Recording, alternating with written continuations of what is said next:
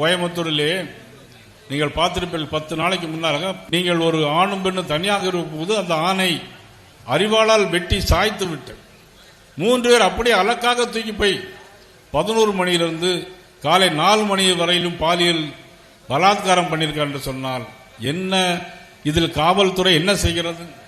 காவல்துறையை கையில் வைத்திருக்கிற முதலமைச்சர் என்ன செய்து கொண்டிருக்கிறார்? எதுவுமே கிடையாது. கரூரில் ஒரு சம்பவம், 41 பேர் இறந்து போனார்கள்.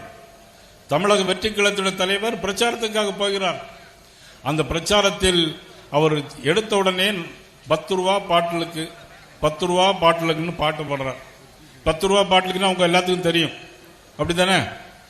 10 ரூபா பாட்டிலுக்குன்னா உங்களுக்கு எல்லாம் தெரியும். அவருக்கு நல்ல விஷயம் புரியுது, அவருக்கு நல்லா தெரியும். டாஸ்மாக்ல 10 ரூபா பாட்டிலுக்கு கமிஷன் வாங்குறாங்கன்ட்டு அவங்க பாட்டு பாடுறாங்க.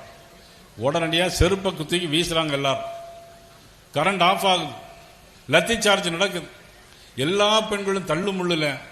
நீங்க 10 வயசு குழந்தை, 3 வயது குழந்தை, பெரிய வயதான தாய்மார்கள் எல்லாரும் அதில் விழுந்து நசுங்கி, அந்த சாக்கடையில் விழுந்து நசுங்கி 41 பேர் இறந்து போனார்கள்.